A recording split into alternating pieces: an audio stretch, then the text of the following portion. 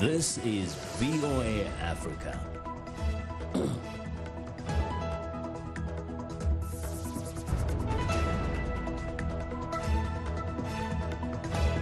Good evening and welcome. I'm Vincent McCory in for Esther Gibeyu. It's Tuesday, August the 27th. This is Africa 54. Kenya becomes the first African nation to recognize intersex as a gender. Scholars at VOA's town hall with Norfolk State University take a look at slavery's bitter roots and its lasting impact on the United States. And Nigeria reaches a polio milestone in its battle against the infectious disease.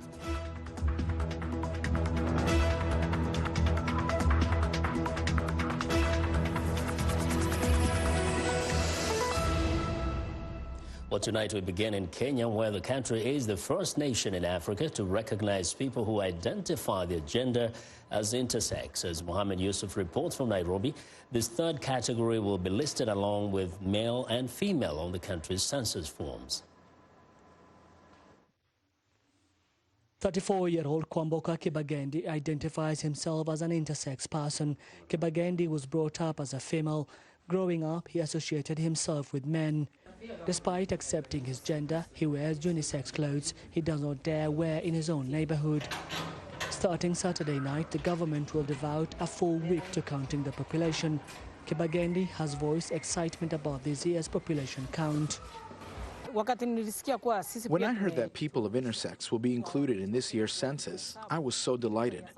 A small survey was done, but didn't establish how many people are intersex because people are afraid to come out. Now, since it's a government initiative, it will be easy, even for parents to bring their intersex child out for the count. It's a plus for people like us. I am so happy. Intersex people have reproductive organs, genitals and hormones that do not fit the usual female and male features. With this census, the government wants to ascertain their numbers for planning purposes. We've been categorizing as male-female, but you realize that we've been leaving them out. We need to plan for them. We need to have schools that are, have their interest at heart. So we need to know how many there are so that if anything is going to be planned for, we have something that is particular for that particular group of individuals. Some intersex people like Judith Baraza, who lives in Western Kenya, fear sharing her gender with government officials will expose her to more danger. Si mbaya kwa watu wa intersex kuwa inclusive in that data, but shida ni kwamba it's not bad to include intersex people, but many people in the community don't know much about intersex people. The area chief, sun chief, and those people don't know anything about intersex. Now my problem is, if you tell them I am an intersex person, obviously they'll go with the information and tell other people. And when you walk, you're at risk. Despite getting some sort of acceptance, rights groups in the country have been encouraging intersex people to come out to be counted, but some have expressed fears of more violence and intimidation. This will be a matter of disclosure, and when disclosure happens, the intersex person will feel at risk, will feel vulnerable, will feel the discrimination may be heightened at a certain point. So we are hoping that we have mechanisms I hope the state has mechanisms to deal with that situation. The government maintains that citizens' personal information will be protected. Mohammed Yusuf for VOA News, Nairobi. The Democratic Republic of Congo has finally announced a coalition government 8 months after President Felix Tshisekedi won a long-delayed presidential election. Under the power-sharing deal, 23 posts are going to members of Tshisekedi's Direction for Change, while the remaining 42 are to be filled by members of former President Joseph Kabila's Common Front for Congo.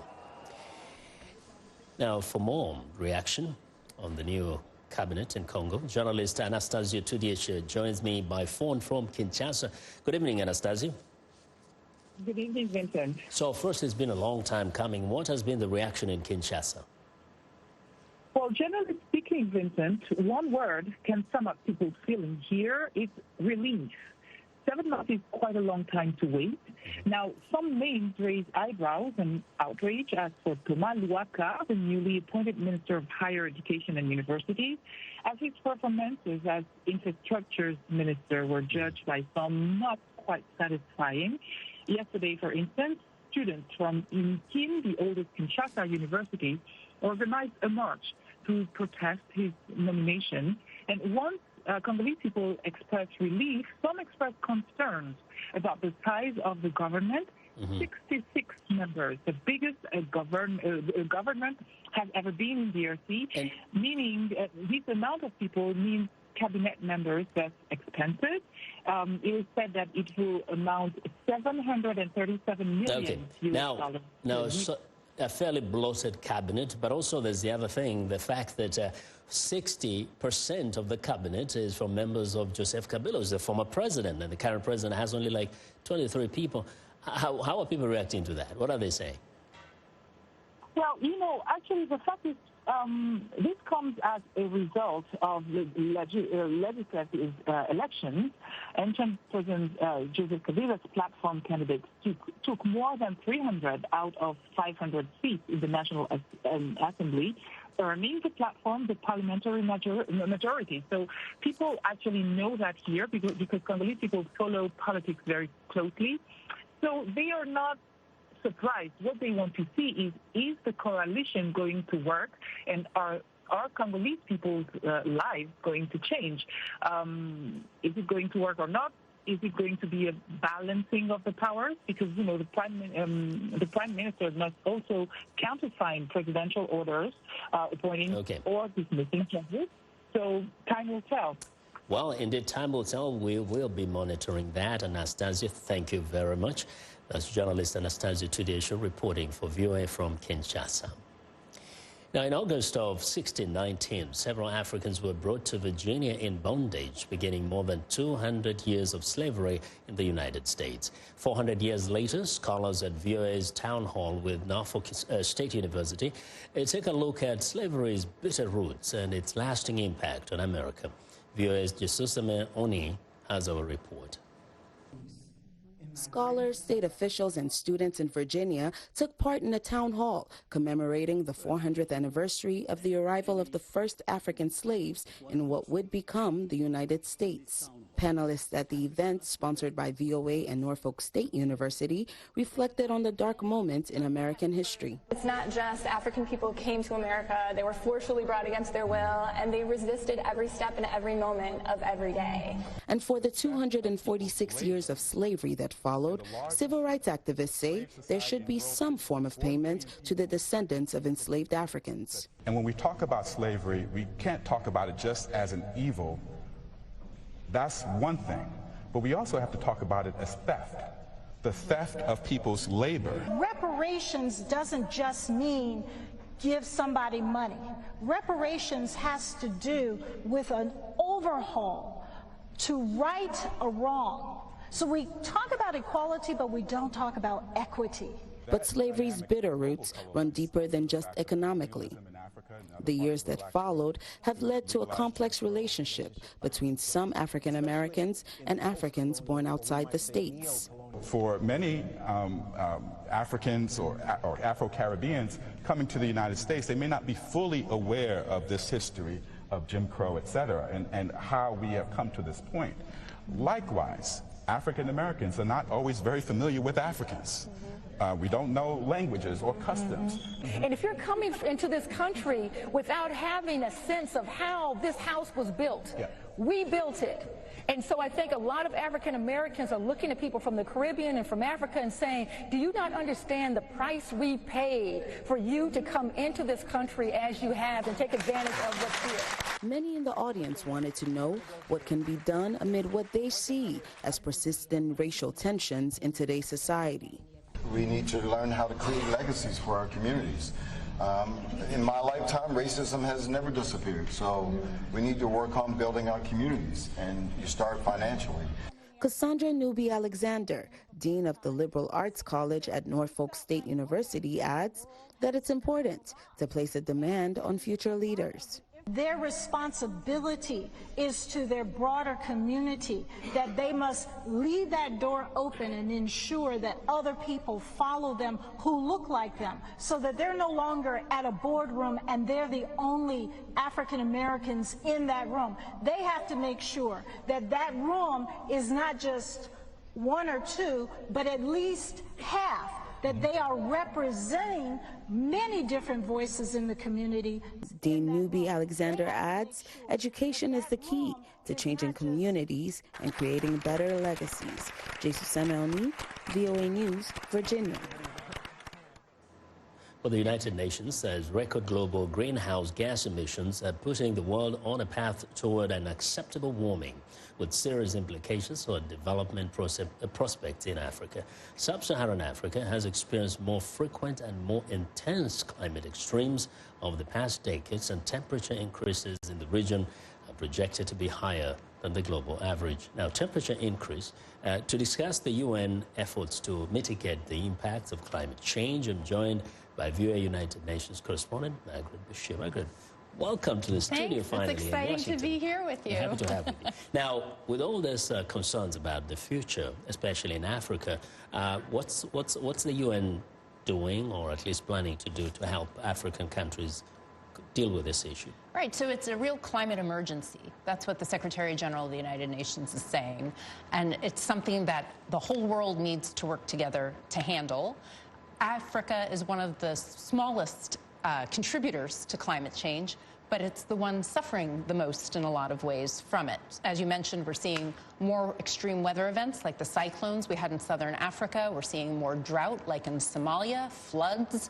So the UN is calling on not just governments, but the private sector, civil society, youth, everybody to come together and do their part to help mitigate the effects of climate change. And we know that West Africa, for example, is considered to be a really hot spot for global warming, and some parts of West and Southern Africa. So what are the implications as compared to other regions of the world of this devastating, especially extreme droughts and weather changes? Well, you have all sorts of implications. You have them on the economic level, on the social level, on the health level, because you get sick from some of the impacts of climate change. So they have to fight it on many fronts. And the Secretary General is convening a high-level summit in September, just ahead of the UN General Assembly when the world leaders come.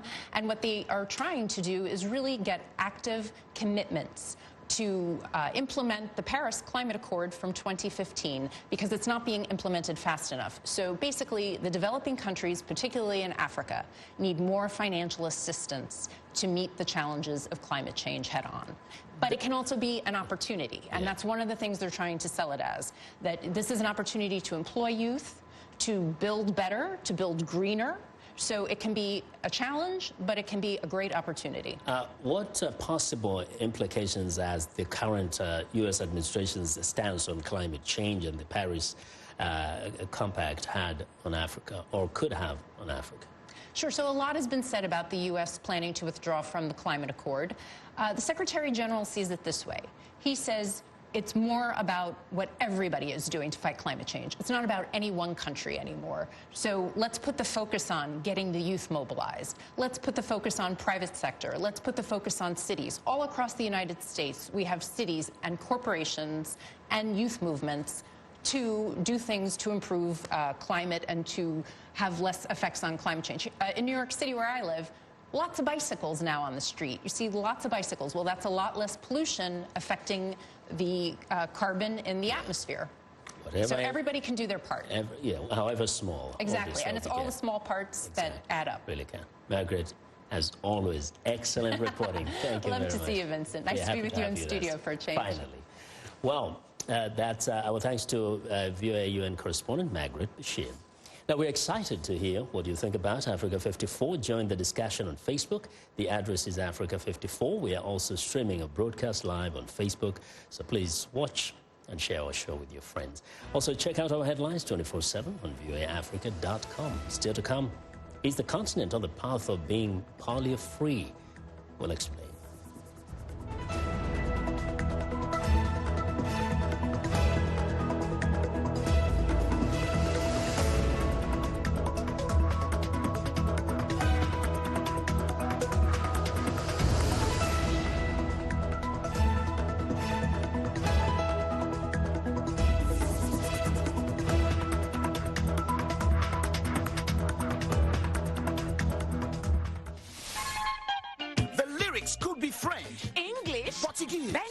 Arabic. It is the beat. The African beat that counts. The beat does all the translations. It cuts across all languages and gives us the understanding that this is the African beat. It is so distinct and adhesive. It binds us together. African Beat on the Voice of America. For more information, visit our website at www.voanews.com/AfricanBeat. I am Sheka Sali, host and senior editor of VOA's international call-in talk show, Straight Talk Africa. Today we'll examine the tobacco industry. We pretty much touch on anything that you can think of. Politics, health issues, human rights issues, you name it, we talk about it. The issues that we discuss are pertinent to most people on the African continent. A very, very rare and unique opportunity to interact with their leaders.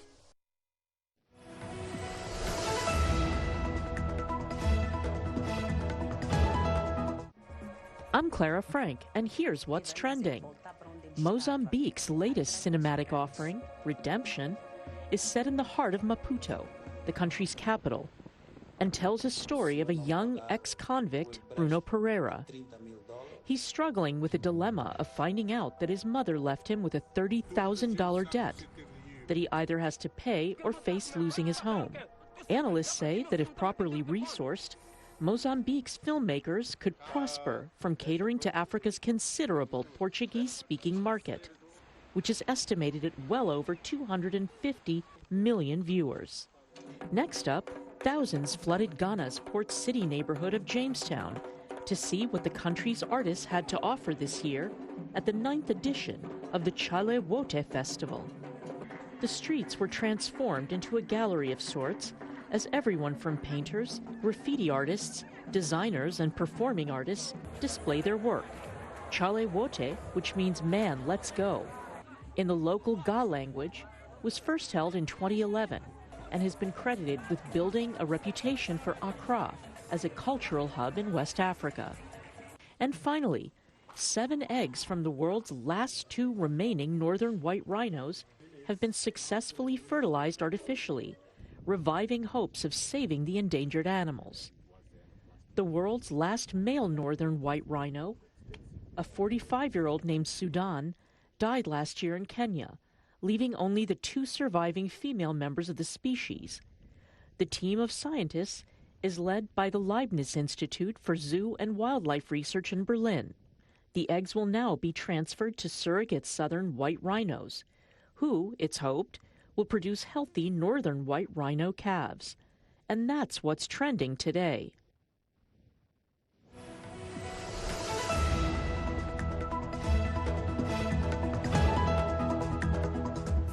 Well, it's time for our health segment, and joining us now is Africa 54 health correspondent Lino Mudu with the latest news on polio. Hello, Lino. Tell us more. Hello, Vincent. Yes, there is breaking news.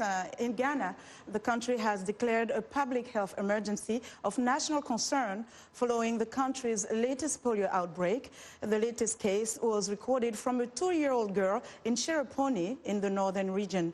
It is the first case of polio in Ghana in over a decade. Officials say they have deployed a national team to assist medical professionals in the region to carry out a detailed investigation. It's been 3 years since Nigeria reported a case of wild poliovirus. The last case. A polio milestone for Nigeria is bringing hope that all of Africa can be declared polio-free next year. Take a look.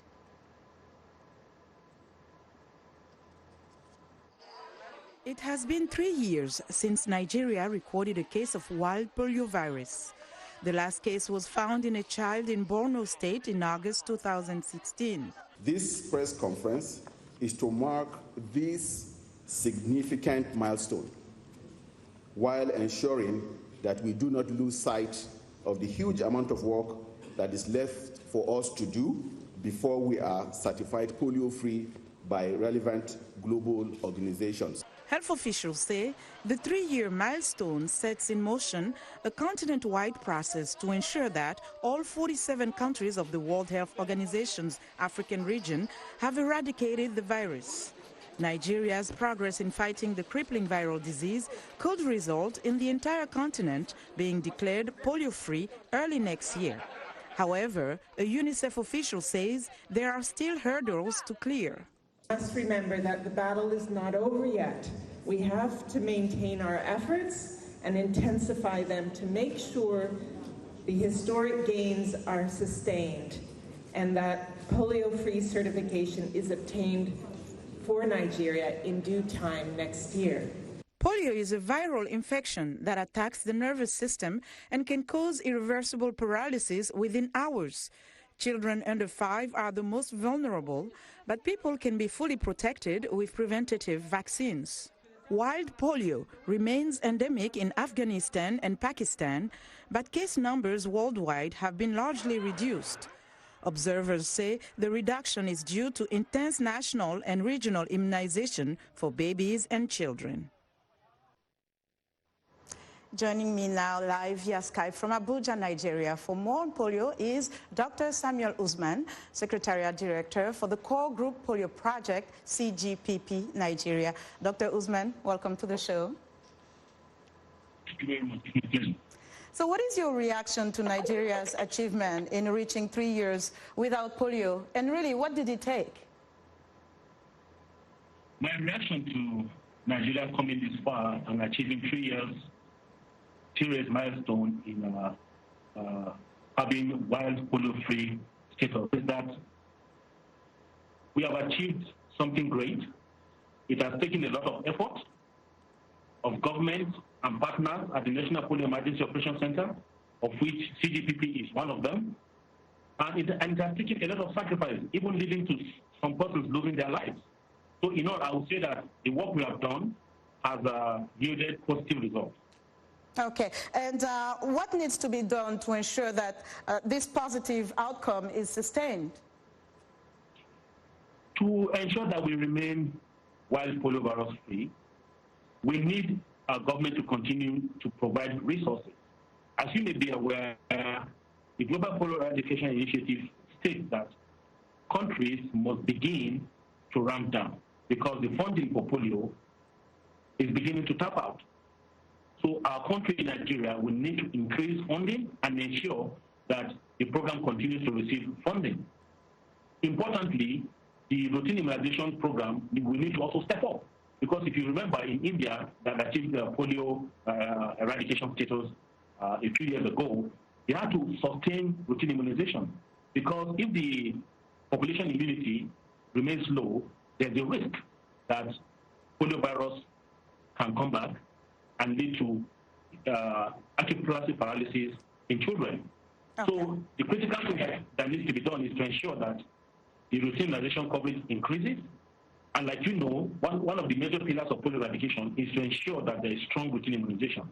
And that is why we in Core Group Partners Project, at community level, we have volunteers that go house to house, raising awareness of mothers and caregivers on the importance of taking their children to the health facilities for routine immunization. And so a strong immunization is critical. Okay, Dr. Usman, how has the Core Group Polio Project contributing in the fight against polio, especially in northern Nigeria, when we know that that area in particular was a bit of a challenge over the years? Thank you. Core Group Partners Project is working in some of the most difficult places in Nigeria. When we started, the National Polio Emergency Operations Center was clear. We're sending you to the most difficult places to go and work. And at that point in time, Borno and Yobe in the northeast were some of the most difficult areas. Also, Core Group has been working in these two states in some of the most difficult areas. We have trained our volunteers who are women from those locations. They understand the local language, they understand the challenges, they understand the myths and misconceptions that make mothers and caregivers not to take their children to be vaccinated at the facility level or even to be vaccinated during campaign. And so they go house to house, raising awareness of mothers and caregivers on the importance of allowing their children to receive the oral polio vaccine. And importantly, our volunteers have also been trained to even deliver the oral polio vaccine during naming ceremonies. And importantly, at that level, we're also working with religious leaders because, as you know, in another part of Nigeria where the polio transmission is high. Yeah. Okay, Dr. Usman, we have to leave it there. Thank you so much for joining us today. And Dr. Samuel Usman is Secretariat Director for the Core Group Polio Project in Nigeria. Now, 30 years ago, polio crippled hundreds of thousands of children a year. This year, about 60 children have contracted polio. The focus now is largely on only two countries, Pakistan and Afghanistan. Yet, there are reports that the eradication effort is stumbling. Here is VOA's Carol Pearson. Administering the polio vaccine is a simple procedure. But in parts of the world, vaccinators risk their lives to protect children from lifelong paralysis. Earlier this year, vaccinations stopped during a tribal protest in Pakistan. Polio workers were attacked, harassed, and killed after anti-vaccine rumors spread on social media. And as a result, the number of polio cases increased. Yet despite the dangers, many workers persist in their efforts to end polio. It mostly affects children 5 and under, and since 1988, when the global effort to eradicate polio started, the number of cases has declined by 99.9%. 2018, only 2 countries, Pakistan and Afghanistan, reported cases of the wild polio virus. In Pakistan and Afghanistan, clean water is hard to come by, making it harder to eradicate the virus. It spreads through tainted water and because of poor hygiene. The environmental samples are telling us that there is a polio virus around. That's a danger sign. That is a red light. And it can only be circumvented when we are giving polio drops to everybody around. To prevent children from getting polio, they need to be vaccinated and revaccinated, especially where there's poor sanitation. In those environments with frequent infections, about 15-time doses is what is considered adequate. One of the problems in Pakistan and Afghanistan is getting to the children. Many families migrate back and forth between the countries, making it hard to vaccinate every single child. The virus views it as one country, and both countries need to work together, and they're increasingly doing that and sharing data and coordinating dates for vaccination campaigns and sharing surveillance data, and all of that is having an impact. The goal is to end transmission of the wild polio virus. There's no set end date, but getting to the end is essential. Unless you get to 0 cases, because it's such a contagious disease and an epidemic-prone disease, we run the risk that it will spread again globally.